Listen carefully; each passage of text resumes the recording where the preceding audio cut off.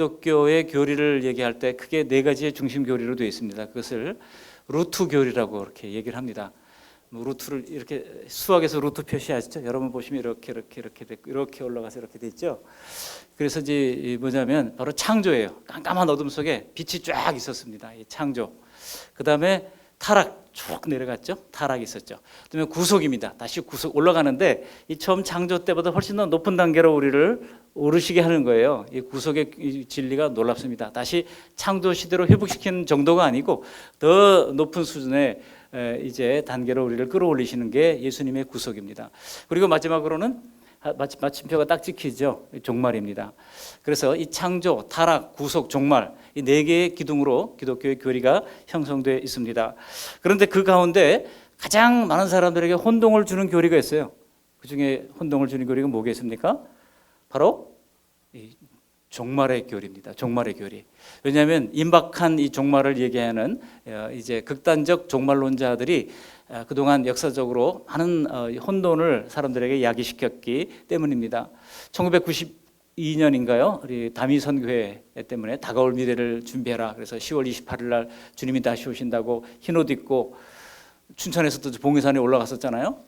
저도 주변에 춘천에서 그때 봉해산에 올라갔던 사람 몇몇을 알고 있습니다만 그때 뭐 KBS, MBC 막 취재하고 정말 오는가 했더니 아무도 안 오시고 다들 쓸쓸한 모습으로 하산을 할 수밖에 없었던 그 광경, 그런 것들이 사람들로 하여금 누가 종말 얘기하면 이제는 콧방귀를 뀌는 그런 형태가 되고 말았습니다. 그리고 또 하방익군이라고 하는 18살 분이 소위 다베라 선교회라고 하는 걸 통해서 많은 사람들을 미혹했던 그런 경험이 우리가 아직도 생생합니다. 그럼에도 불구하고 이 종말론적 교리는 변할 수 없는 성경의 중요한 진리이기 때문입니다. 왜냐하면 시작이 있으면 뭐가 있어요? 끝이 있어요. 그리고 알파가 있으면 오메가가 있고요. 이제 헬라어 알파벳이 처음에가 알파가 나오고 마지막 단어가 이제 오메가거든요. 처음이 있으면 마지막도 있고 필연적으로 이렇게 시작이 있으면 종말도 따르게 마련이라고 하는 것입니다. 그래서 종말은 성경적으로 중요한 교리이긴 합니다만 우리가 생각하는 것처럼 종말은 파괴적인 이미지만은 아닙니다. 우리가 마태복음 24장의 종말론을 보면 이제 이 지구 3분의 1이 막 떠나가고 불이 유황불이 막 내리고 그래가지고 모든 걸 다 파괴하는 것처럼 생각하는 경우들이 있습니다만 원래 성경적 의미는 파괴의 의미가 아니라 완성의 의미예요. 부족한 것을 채우고 모자라는 것을 이제 더하고 이렇게 해가지고 완성의 의미가 이 종말의 의미라고 하는 겁니다. 그래서 지금 신앙생활이 여러분 핵심 생활 중에 하나가 바로 이 종말의 이제 교리라고 할 수가 있는데 우리가 하루를 살았다고 하는 것은 그만큼 종말에 더 가까이 다가갔다는 것입니다. 성경이 종말의 징후를 예언하면서도 이 종말의 시간을 항상 비밀에 감춰뒀어요. 오늘 본문 9절에도 보면 봉함하라 이렇게 이야기하고 있잖아요. 다니엘 시대 예수님 오시기 500년 전의 사람입니다. 그때 이미 하나님께서 종말을 예고하면서도 그 종말에 대한 일들을 철저히 봉함하도록 비밀에 담겨두도록 했습니다. 그래서 예수님께서도 그날이 언제일지 모른다고 말씀했습니다. 무화과의 비유를 배우라고 말씀하시면서도 징조를 말씀하셨지 언제 어떤 형태로 오게 될지는 모른다고 말씀하셨어요. 그래서 두 사람이 맷돌을 갈다가 한 사람이 들려 올라가면 받고 한 사람은 남을지라도 그 때와 시기는 너에게 알려주지 않았다는 겁니다.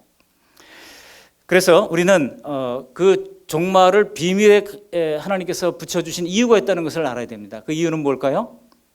우리가 종말을 하나님께서 언제 딱 오신다고 알려주셨으면 사람들이 어떻게 생활할까요? 그때 가서 열심히 하면 되지 뭐 이렇게 할 겁니다. 그래서 그것을 방지하기 위해서 하나님께서는 평소 늘 말씀 앞에 긴장감을 가지고 살아갈 수 있도록 준비하며 살 수 있도록 매일이 종말인 것처럼 마치 내일이 종말인 것처럼 오늘을 살아갈 수 있도록 하기 위하여 그 종말의 시간을 이제 하나님만 아시는 비밀에 이제 남겨놓았다고 하는 것입니다. 그러므로 이 극단적 종말론자들의 소동에 이 성경적 종말론의 본질을 흐려서는 안 됩니다. 가짜가 많다는 것은 뭐가 있다는 거예요? 진짜가 있다는 겁니다. 그래서 명품백 같은 것도 가짜가 있고 진짜가 있잖아요. 그 명품백 구별하는 방법까지 이제 나오는 것을 보면 다이아몬드도 그렇지 않습니까? 가짜 다이아몬드가 있다고 하는 것은 진짜가 있다는 것이고 진주도 그렇고요. 그래서 우리가 신앙생활하는 것에도 이 좋은 곳에는 항상 가짜가 있기 때문에 좋은 신앙생활에도 여기에 가짜가 있을 수 있다는 것입니다. 그래서 우리는 이 진짜 종말론의 진리 앞에 설 때 비로소 우리가 하나님의 선하신 뜻을 확인할 수 있다고 하는 것을 잊지 마시기를 바랍니다. 여러분, 우리 신앙의 선배들이, 성경에 기록된 선배들은요, 철저하게 이 종말론적인 삶을 살았어요. 그렇다고 주님이 막 언제 며칠 날 오른다고 그렇게 얘기하지 않고 항상 그런 영적 긴장감을 가지고 살았다고 하는 것입니다. 예수님이 오시기 500년 전, 정확히 말하면 BC 537년이죠. 그때 이 다니엘 선지자는 그가 받은 계시를 통하여 종말의 징후를 알려놓았던 겁니다. 종말의 인생, 종말이 이 시대가 기다려주는 이제 오늘 본문에 보시면 이 별들이 탄생할 것을, 스타 탄생을 예고하고 있는 겁니다. 그때 다니엘은 바벨론의 포로 신분이었지 않습니까? 포로 신분이었지만은 하나님의 특별한 섭리로 말미암아 그 바벨론 제국을 이끄는 총리로 봉직을 했습니다. 그리고 마침내 하나님의 계시를 받아서 하나님의 백성들이 어떻게 될 것인지 역사적 운명을, 특별히 그들의 종말론적인 미래를 예언하게 된 겁니다. 그렇다면 다니엘의 계시를 통해서 우리가 생각해야 할 이 종말의 교훈은 무엇이겠습니까? 여기 1절에 보시면 이 종말의 임박한 징후를 이렇게 소개하고 있습니다. 우리 1절 말씀 같이 한번 읽어보시겠습니다. 그때 내 민족을 호위하는 큰 군주 미가엘이 일어날 것이요 또 환란이 있으리니 이는 개국 이래로 그때까지 없던 환란일 것이며 그때 내 백성 중 책에 기록된 모든 자가 구원을 받을 것이라. 이 종말의 가장 강력한 징후가 두 가지가 나오는데요. 4절에 보시면은 그것이 그 중에 하나가 나옵니다. 우리 4절도 읽어봅니다. 다니엘아, 마지막 때까지 이 말을 간수하고 이 글을 봉함하라. 많은 사람이 빨리 왕래하며 지식이 더하리라. 많은 사람들이 빨리 왕래한다 그랬어요. 요즘 여러분 그 많은 여행사들이 죽지 않고 계속 살아남는 이유가 무엇입니까? 그 여행사가 늘어나는 속도보다 여행객들이 늘어나는 속도가 더 많기 때문이에요. 그래서 전 세계가 얼마나 빨리 지금 왕래하는지 몰라요. 그래서 어제 또 프랑스로 떠났는데 벌써 오늘 카톡으로 서로 그러시죠? 벌써 통화하셨죠? 그렇게 하는 시대가 됐습니다. 지금 세계 어디나 마음만 먹으면 우리가 정말 하루 안에 다 갈 수 있는 그런 시대가 되어지고 있습니다. 이것은 교통의 발달만을 의미한 것이 아니라 빨리 왕래한다고 하는 것에는 정보의 왕래도 포함되고 있어요. 커뮤니케이션 시대가 됐다는 것입니다. 그리고 또 하나는 뭡니까? 1절에 있는 것처럼 역사에 유례가 없던 환란이 임할 것이라고 말씀하고 있습니다. 여러분, 오늘 우리가 살고 있는 시대를 지식 정보화 시대를 뛰어넘는 5G 시대다 이렇게 얘기합니다. 사물 인터넷 인공지능 시대라고 하지 않습니까? 이제는 휴대폰 하나만 가지고 있으면 전 세계와 소통하는 시대에 살고 있는 겁니다. 그런데 이런 현상을 지금으로부터 2500년 전에 이미 다니엘이 예고해 놓았다는 겁니다. 교통조차 자유롭지 못했던 시절에 이미 하나님의 성령의 감동으로 예고를 해놓았다는 사실입니다. 그런데 다니엘이 이러한 예언을 하고 이 예언을 마지막 때까지 봉함하라고 한 이유가 무엇입니까? 9절에도 보면 봉함하라고 그랬죠. 4절에도 봉함하라고 그랬죠. 이 종말 이전에는 예언을 공개하더라도 당시의 사람들이 그게 무슨 말인지 이해할 수가 없었기 때문입니다. 그래서 봉함하라고 했던 거예요. 그렇다면 이미 우리는 종말의 시대에 접어든 것이라고 할 수가 있습니다. 그리고 또 하나의 종말의 징조가 뭡니까? 세계적 환란의 도래라고 그랬잖아요. 1절에 보면 그때까지 없던 환란일 것이며 라고 말씀하고 있습니다. 그럼 여기 그때까지라고 하는 그때는 언제입니까? 여기 그때는 11장 마지막 부분에 의하면은 적 그리스도의 멸망의 때입니다. 또 동시에 메시아 예수 그리스도의 다시 오심의 때이기도 합니다. 그때는 개국 이래로 없던 환란을 그의 백성들이 체험할 것이라고 하는 이야기입니다. 우리 예수님도 그날에 도래할 환란을 예언한 적이 있습니다. 마태복음 24장 21절에 보시면 이는 그때 큰 환란이 있겠습니다. 창세로부터 지금까지 이런 환란이 없겠고 그 후에도 없으리라 말씀합니다. 여러분, 인류 역사의 미래는요, 이 문화의 발전과 정보 기술의 발전에도 불구하고 미래가 그렇게 낙관적이지 않습니다.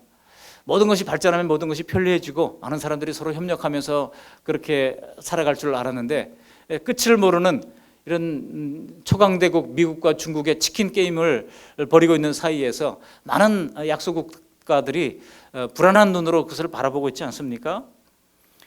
그래서 마태복음 24장 44절이 주님께서 이렇게 경고를 하는 겁니다. 거기 보면 이렇게 되어 있어요. 그러므로 너희도 준비하고 있으라. 생각지 않은 때에 인자가 오리라 그랬어요. 생각할 때 오는 게 아니에요. 생각지 않은 때 온다고 하는 겁니다. 누가복음 21장 31절 이하의 경고는 훨씬 더 생생합니다. 제가 읽어드리겠습니다. 누가복음 21장 34절 너희는 스스로 조심하라. 그렇지 않으면 방탕함과 술 취함과 생활의 염려로, 여기 생활의 염려로 그랬는데 표준 세번역에 보니까 생활의 염려를 세상살이 걱정과 돈 걱정 이렇게 해놨어요. 여러분, 세상 사람들이 겪는 걱정을 얘기해 들어보면 전부 다 이 두 가지로 귀결이 되는 것을 알 수가 있습니다. 세상살이 걱정이에요. 또 돈 걱정이에요. 이로 말미암아 마음이 둔하여진다고 말씀하고 있습니다. 그러다가 뜻밖의 그날이 덫과 같이 너에게 임하리라. 이날은 온 지구성에 거하는 모든 사람에게 임하리라 그랬어요. 전 지구적인 환란이 일어나게 될 것을 말씀하고 있습니다. 지금 영국 잠수함, 핵 잠수함이 크게 4대가 있는데요. 그 트리덴트 전함이라고 하는 것이 1, 2, 3, 4호기가 가동 중인데, 그 트리덴트 핵 잠수함 안에 탑재하고 있는 핵무기를 이제 터뜨리면은, 영국은 여러분 아시는 것처럼 세계 핵무기 보유 제3위 국가에 불과합니다. 미국은 훨씬 더 많고요. 그다음에 이제 우크라이나가 전 구소련인데 지금 현재 핵 보유국 제2위를 기록하고 있죠. 그리고 이제 미국이 이제 영국이 3위인데요. 영국에 있는 그 핵전함에 있는 그 핵무기를 다 터뜨리면요, 지구 같은 이 별을 4개를 깨뜨린대요. 그러면 여러분, 미국이만을 터뜨린다면 어떻게 되겠습니까? 뭐 북한은 지금 애교로 봐줄 정도고요. 그러니까 여러분, 이게 어느 순간 사람들이 이제 이상한 지도자들이 나와가지고 서로 기싸움을 하다가 그냥 확 눌러버리면요, 세계는 그냥 다 가는 겁니다. 예수 믿은 사람은 천국을 갈 것이고, 그렇지 않은 사람들은 다 이제 지옥으로 가거나 이렇게 되겠죠. 그러니까 여러분, 세계 모든 국가의 충격파를 던지는 그런 그 종말이 언제 올지 사실 우리는 조마조마한 시대에 되어 있다는 겁니다. 지금 그러지 않아도 세계가 워낙 촘촘하게 서로 연결되어 있어서 나와 상관없는 것은 아무것도 없습니다. 지금 미국의 월가의 증시 폭락이 전 세계 경제에 충격파를 주는 시대가 되어 있고, 중국의 금리 인하가 전 세계 경제를 뒤흔드는 그런 시대가 되지 않았습니까? 그러니까 이 종말의 경고를 우리는 눈여겨볼 필요가 있습니다. 오늘 선지자 다니엘도 그날의 인류는 2가지 종류의 인생으로 살아갈 것을 말씀하고 있습니다. 이 종말의 징후를, 빠른 왕래와 큰 환란이 있다고 말씀했는데, 종말에 2가지 인생이 있다고 말씀하고 있는 거예요. 2절 말씀을 함께 읽어보시겠습니다. 2절 땅의 티끌 가운데서 자는 자 중에서 많은 사람이 깨어나 영생을 받는 자도 있겠고, 수치를 당하여서 영원히 부끄러움을 당할 자도 있을 것이며, 여기 보면 영생을 받는 자, 영원히 부끄러움을 당할 자로 나누게 된다는 겁니다. 이 자리에 함께 계신 여러분들은 다 영생을 받을 자에 속한 줄로 믿습니다. 여러분, 더 이상 인생은 가진 자와 못 가진 자, 배운 자와 못 배운 자, 또 성공한 자와 실패한 자, 잘난 자와 못난 자, 강한 자와 약한 자로 나누지 않게 될 것입니다. 그때 오직 인류는 2 종류로 나누게 될 것입니다. 영생을 받느냐, 영원한 수치를 당하느냐, 바로 이 차이입니다. 성경은 인류를 결코 하나의 운명으로 다루지 않아요. 죽으면 모두 다 좋은 곳으로 가기를 기대하지만 그렇지가 않다는 것입니다. 그런 기대는 세속적 인본주의자들이 꿈꾸는 그런 순진한 기대에 불과한 것입니다. 희망사항에 불과한 것입니다. 히브리서 9장 27절에 한 번 죽는 것은 사람에게 정해진 것이요 그 후에는 심판이 따르리니 심판이 있으리라고 말씀하고 있습니다. 요한복음 3장 36절에도 이르기를 아들을 믿는 자에게는 영생이 있고 그 아들을 순종하지 아니하는 자에게는 영생을 보지 못하고 도리어 하나님의 진노가 그 위에 머물러 있느니라. 이 예수님께서 말씀하시는 엄중한 이제 운명의 이 경고라고 할 수가 있습니다. 결국 인류는 예수 믿고 영생을 얻느냐, 아니면 예수님을 거절하고 영벌을 받느냐, 그 2가지로 나눠진다고 하는 겁니다. 여러분, 인도의 비폭력 평화주의자 간디가 예수님의 산상수훈을 그렇게 좋아했고 날마다 그 산상수훈을 읽으면서 이런 나라를 꿈꾸었다는 거 아니겠습니까? 그런데 중요한 것은 무엇입니까? 그저 그는 인류의 보편적인 어떤 구원을 가리키는 말로 이것을 이해를 했지, 이것을 하나님의 말씀으로 사실로 그 마음으로 받아들이지 않았다는 겁니다. 여러분, 성경에 뭐라고 말씀하고 있습니까? 마태복음 7장 13절 14절, 이거 너무나 중요하기 때문에 한번 이 말씀을 읽어보도록 하겠습니다. 신약성경 10쪽입니다. 마태복음 7장 13절 그리고 14절 말씀을 함께 읽어보시겠습니다. 마태복음 7장 13절 14절입니다. 함께 읽습니다. 좁은 문으로 들어가라. 멸망으로 인도하는 문은 크고 그 길이 넓어 그리로 들어가는 자가 많고 생명으로 인도하는 문은 좁고 길이 협착하여 찾는 자가 적음이라. 아멘. 여러분, 만일 이 말씀의 사실이라고 한다면 우리는 우리 자신에게 물어야 할 겁니다. 우리가 사랑하는 우리 가족들, 그리고 친지들, 친구들, 그리고 이웃들 그대로 멸망의 넓은 길로 가도록 내버려 둬야 되겠습니까? 아니면 기회를 봐서 기도하면서 하나님이 올해는 언제 한번 복음을 전하겠습니다 라고 구체적으로 날짜를 정하고 작전을 세우고 이렇게 해가지고 그들에게 복음이 들어갈 수 있도록 해야 하는 겁니다. 지금 우리 주일날 오후에 이 중2층에서 예배드리는 우리 중국 학생들요, 몇몇 빼놓고는 대다수 예수 안 믿습니다. 그 사람들이 이제 한국말을 배우기 원하기 때문에 이제 강원대학교에 지금 이제 한국어를 배우고 있는 과정 가운데 있거든요. 그래서 거기에 그 토픽이라고 하죠. 한국어 검정 시험에 통과하면 성적에 따라서 제일 성적이 좋은 친구들은 이제 경영학과 쪽으로 많이 가더라고요. 그리고 그렇지 않은 친구들은 뭐 다른 학과로 이제 이렇게 배정돼서 공부를 합니다. 그리고 그것도 안 나오는 친구들은 돌아갈 수밖에 없죠. 요즘 중국 사람들이 부자다 보니까 아주 학비가 비싼 한 학기 400만 원, 500만 원 하는데도 뭐 요즘은 장학금도 별로 없어요. 아이들이 다 냅니다. 한양대학 같은 데는요, 중국인 학생들이 3,000명이 된다 그래요. 그러니까 지금 한국 학생들이 좀 줄어드니까요, 이런 그 중국 학생들을 대거 이제 받아서 학교를 유지하려고 지금 대학에서 다 자매결연도 맺고 이렇게 하는 것을 볼 수가 있습니다. 여러분, 오늘 제가 광고 드렸잖아요. 세례받기 원하는 사람. 근데 그거 누구 염두에 둔지 아세요? 우리 중국 학생들을 염두에 둔 거예요. 없으니까 얘기합니다만, 이제 그거를 하겠다고 하는 신청자가 있으면 기존에 세례 교육하는 거 다 내려놓고 복음 메시지를 가지고 이제 한 4, 5주 동안 집중적으로 애들에게 복음을 증거하려고 합니다. 여러분도 기도해 주세요. 왜냐하면 공산당들은요, 종교가 이제 공산당 유물론자들은 종교를 허락하지 않습니다. 과거에 여러분 한때 이 파룬궁이라고 하는 이 소위 기수련하는 그런 사람들이 1억 명이 넘어가고 공산당 숫자를 넘어갈 때 당시 장점인 주석이 이거 없애라 이렇게 명령 한마디로 내린 거로 말미암아 수많은 사람들이 다 체포되고 구금되고 고문당하고 그중에 많은 사람들이 장기 적출돼 가지고 이제 희귀 장기를 구하는 많은 사람들이 중국 가면은 다 해결될 수 있다 그래 가지고 간장 다 거기서 달고 오고 뭐 신장 달고 오고 막 그랬잖아요. 그러니까 이 중국이 얼마나 무서운 나라인지 몰라요. 근데 이들이 한국에 와서 한국어 배우는 것도 중요하지만 예수 만나고 돌아간다면 얼마나 큰 은혜겠습니까? 그래서 여러분도 많이 기도해 주세요. 이들 가운데 정말 예수 믿는 역사가 나타나도록 기도해 주시기를 바랍니다. 우리가 이렇게 이런 사람들에게 노력을 한다면 우리의 사랑하는 가족들이 아직도 예수님을 만나지 못하고 있다면 우리가 어떻게 해야 되겠습니까? 마지막으로 이 종말의 징후가 있는데요. 여기 3절에 보시면 이 종말의 스타 탄생을 예고하고 있습니다. 우리 3절 말씀 함께 읽어보십니다. 지혜 있는 자는 궁창의 빛과 같이 빛날 것이요 많은 사람을 옳은 대로 돌아오게 한 자는 별과 같이 영원토록 빛나리라. 여기 별이라고 하는 단어가 등장하는데요. 여러분 스타가 뭐죠? 옛날에 뭐 개그로 스타가 뭐를 갖다가 스타가라고 그랬어요? 아재 개그에서 그런 거 있었어요. 예? 스스로 타락한 자 그랬다가 그건 너무 좀 그렇다 그래서 그 다음에 교회에서 스타가 나왔는데요. 스스로 타의 모범이 되는 사람, 이게 이제 스타라고 합니다. 여러분 과연 하나님의 나라에서 스스로 타의 모범이 되는 사람은 누구겠습니까? 정말 하나님 나라의 스타는 이제 복음의 말씀을 증거하는 사람이라고 하는 거예요. 많은 사람을 옳은 대로 돌아오게 하는 사람이라고 하는 겁니다. 여러분 지금 사실 대중 스타들의 환란 시대라고 할 수 있습니다. 대중 스타들이 잘 나가다가 갑자기 마약함으로 말미암아 이제 곤두박질 하잖아요. 또 갑자기 도박함으로 말미암아 인생이 다 무너지잖아요. 이런 것을 우리가 볼 수가 있습니다. 그러다가 어떤 사람들은 심지어 견디지를 못하고 이제 극단적인 선택을 하는 경우들도 생깁니다. 그런데 오늘 본문에서 다니엘 선지자는 그런 한시적인 스타가 아닌 영원한 스타의 탄생을 예고하고 있는 거예요. 별과 같이 어떻게 빛난다고요? 영원토록. 영원한 스타죠. 그러니까 그죠? 별과 같이 영원토록 빛나리라.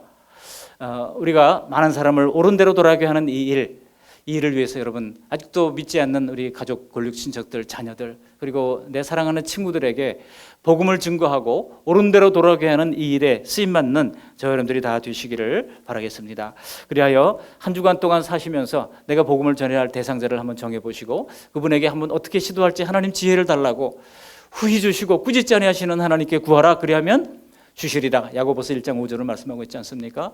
하나님께 구하여 얻은 지혜대로 우리가 한번 시도해서 그 영혼들을 주님께 데리고 오고 영원한 하나님 나라의 스타로 인정받는 저와 여러분들이 다 되시기를 주님의 이름으로 축원합니다. 아멘. 고맙고 감사하신 하나님 아버지, 날마다 귀한 주님의 말씀 들려주신 것을 감사를 드립니다. 오늘 말씀을 듣고 보니 하나님 아버지, 마지막 시대에 임박한 징후가 분명히 있습니다. 또 마지막 종말에 두 가지 인생으로 나눠진다고 하는 것을 깨닫게 도와주신 것을 감사를 드립니다. 영생이냐 영벌이냐, 그 중에서 우리는 영생을 선택할 수 있도록 도와주신 것을 감사를 드립니다. 하나님, 여기에서 그치지 아니하고 많은 사람들을 옳은 대로 돌아가게 하는 영원한 하나님 나라의 종말의 스타가 다 될 수 있도록 저희들을 사용하여 주셔서 나로 말미암아 수많은 사람들이 주님 앞에 돌아오고 구원 얻는 역사가 일어날 수 있도록 은총 베풀어 주시옵소서. 예수님 거룩하신 이름으로 감사하며 기도합니다. 아멘.